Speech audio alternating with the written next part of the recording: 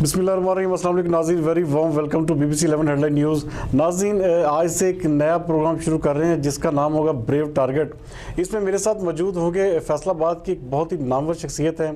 और सबसे बड़ा उनका तारुफ यह है कि पाकिस्तान यूथ पार्लियामेंट के मरकज़ी वाइस चेयरमैन है पूरे पाकिस्तान के।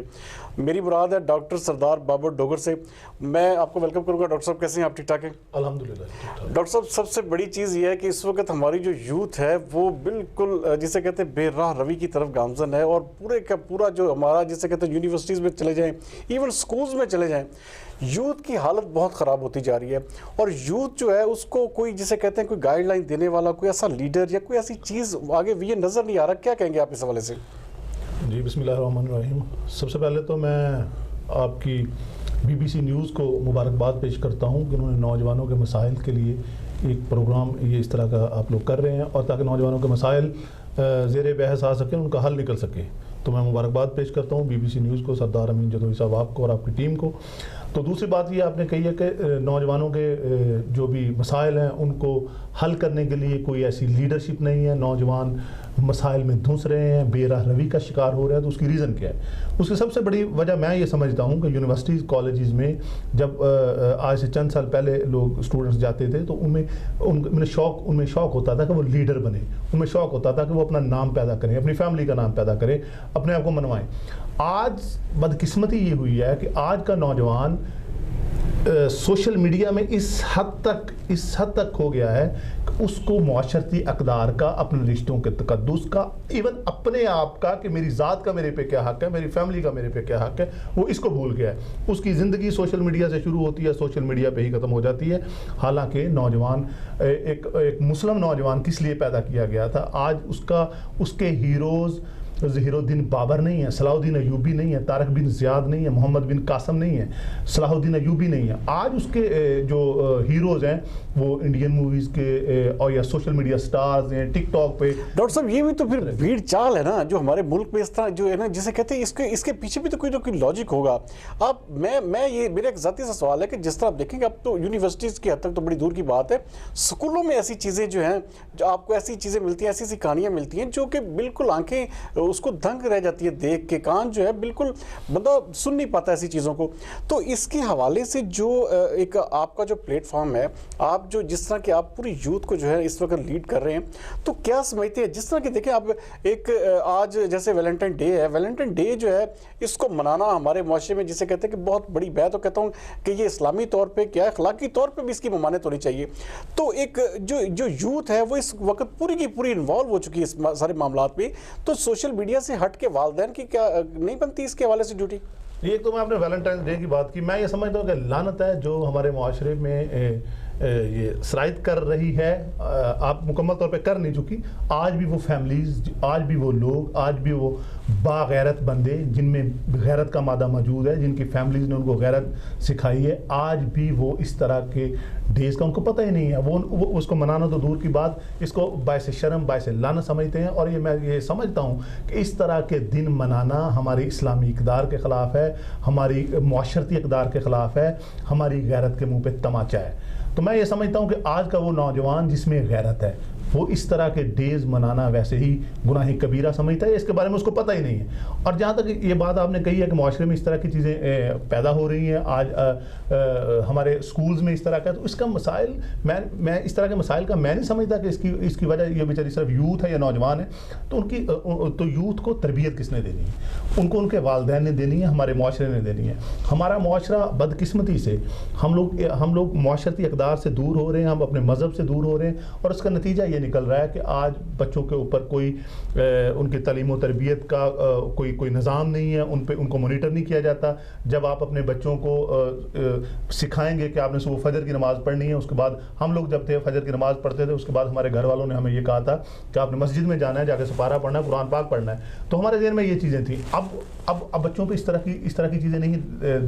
रखी जाती। तो उसके बाद बच्चों का ज़हन कच्चा होता है, वो मूवीज़ देखते हैं, सोशल मीडिया यूज़ करते हैं, मोबाइल यूज़ करते हैं, छोटी उम्र के बच्चे। तो फिर वो इस तरह की मुआशरती बुराइयों में इस तरह की उनको लत लग जाती है, जिसका नतीजा डेफिनेटली ये निकलता है कि معاشرہ برائی کی طرف جاتا ہے. یوتھ پارلیمنٹ آف پاکستان ہمیشہ سے ہی نوجوانوں کو ایک پازیٹیو وے کی طرف لے کے گئی ہے, ایک ایسے رستے کی طرف لے کے گئی ہے جہاں وہ لیڈر بن سکیں, جہاں اس طرح کی معاشرتی برائیوں سے بچ سکیں. ہم نے لیڈرشپ پہ پروگرام کیے ہیں, ہم نے پیس پہ کیے ہیں, ہم نے پرسنالٹی ڈیولپمنٹ پہ کیے ہیں, اور ہم نے لوگوں کو بتایا کہ آپ پاکستان کے لیے مفید شہری کیسے بن سکتے ہیں, آپ ایک اچھے لیڈر کیسے بن ڈاکٹر صاحب سب سے بڑی چیز یہ کہ آج کے جو ہمارا جو ٹارگٹ پوائنٹ ہے نا, جو بریو ٹارگٹ ہم نے رکھا ہے, وہ بھی صرف اسی جو یہ جو آج کا جو جس طرح کے ویلنٹائن ڈے کے حوالے سے, تو تھوڑا سا میں یہ ذاتی طور پہ بھی چاہوں گا کہ آپ اس حوالے سے یوتھ کو آگاہ کریں, اور آگے اپنے جو آپ جو ایک پروگرام لے کے چلنا چاہ رہے ہیں کہ کس طرح آپ یونیورسٹیز لیول پہ, سکولز لیول پہ, کالج لیول پہ کوئی ایسے لیکچرز کا سلسلہ شروع کریں تاکہ یوتھ کو جو ہے تھوڑا سا اس چیزوں سے ہٹایا جا سکے. اچھا, سب سے پہلے تو میں یہ کہوں گا کہ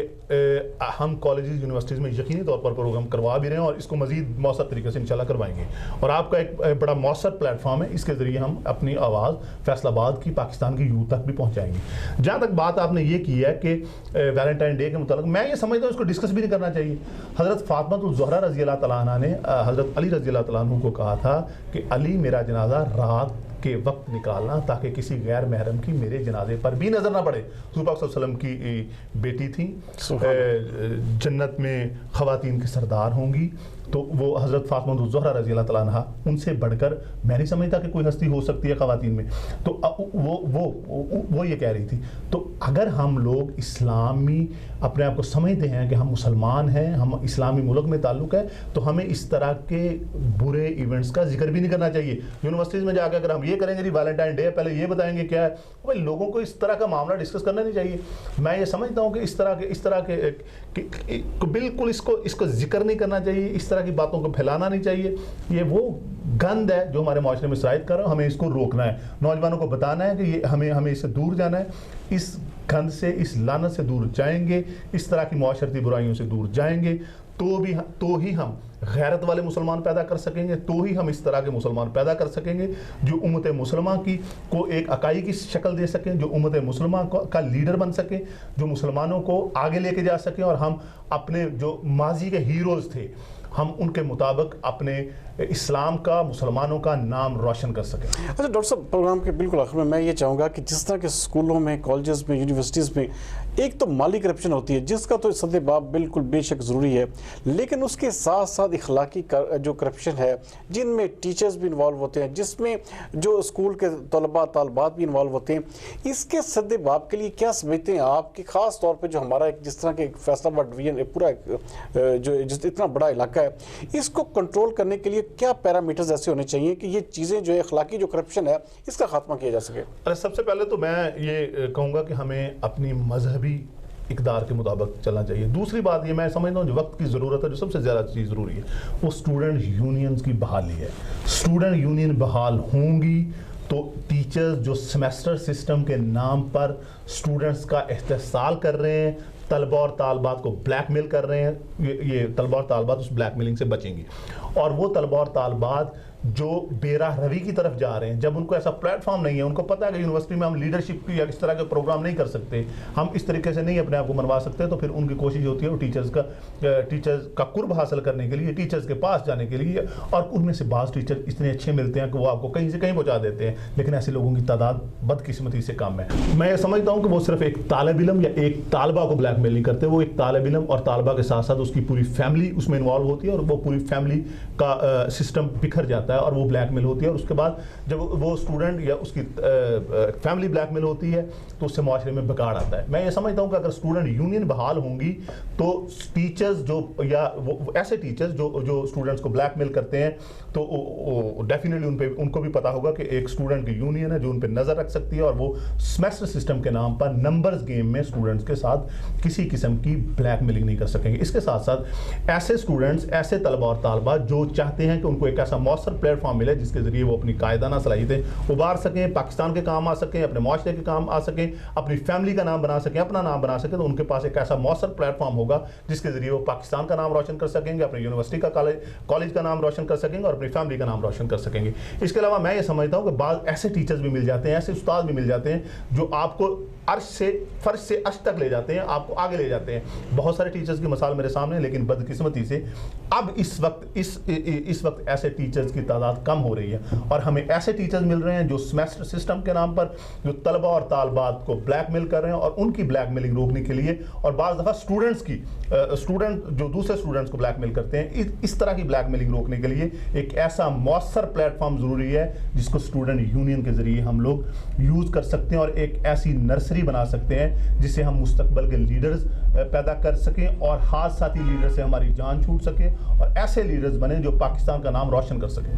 ناظرین، جیسے کہ آپ دیکھ رہے تھے کہ ڈاکٹر سردار بابر ڈوگر صاحب کی جو لب لباب ان کی باتوں کا جو مجھے نظر آ رہا ہے وہ یہ ہے کہ کسی بھی صورت میں یونینز، جو طلبہ یونینز ہیں، ان کی بحالی ضروری ہے، تاکہ یہ جو اسکولوں میں، کالجوں میں، یونیورسٹیز لیول پہ جو اخلاقی کرپشن کے معاملات ہیں، اس کی طرف جو توجہ ہے اسٹوڈنٹس کی جو ہے ڈائیورٹ ہو کے جب طلبہ یونین بحال ہو جائیں گی تو اس میں بہت سارا جو ہے کام ہے طلبہ کو جو ہے وہ انڈیپینڈنٹ کرنے کا موقع بھی ملے گا، اور یہ جو جس طرح یہ بات کر رہے ہیں کہ سیمیسٹر سسٹم سے جان چھوٹ جائے گی، تو یہ بھی بڑی ایک بہتر بات ہو سکتی ہے اگر طلبہ یونینز بحال ہوتی ہیں۔ تو باقی ناظرین، جیسے کہ ہمارا ایک پروگرام جس طرح ہم نے ترتیب دیا ہے کہ بریو ٹارگٹ، آپ ایسا پروگرام انشاءاللہ تعالی ہم جو شروع کر رہے ہیں، اس میں واقعی آپ بریو ٹارگٹس دیکھیں گے جو کہ فیصل آباد میں کسی شخص کی ہمت نہیں ہوتی جس ٹاپک پہ بات کرنے کی، ایسے ٹاپک کو ڈاکٹر سردار بابر ڈوگر صاحب جو ہے ہمارے ساتھ ویکلی بیسس پہ ڈسکس کریں گے، اور ہمارا یہ پروگرام آپ ضرور دیکھیے گا۔ تو انشاءاللہ تعالی آپ کے جو فیڈ بیک ہے اس کا بھی ہمیں انتظار رہے گا۔ اگلے پروگرام تک کے لیے مجھے اور ڈاکٹر سردار بابر ڈوگر صاحب کو اجازت دیجیے۔ پاکستان زندہ باد۔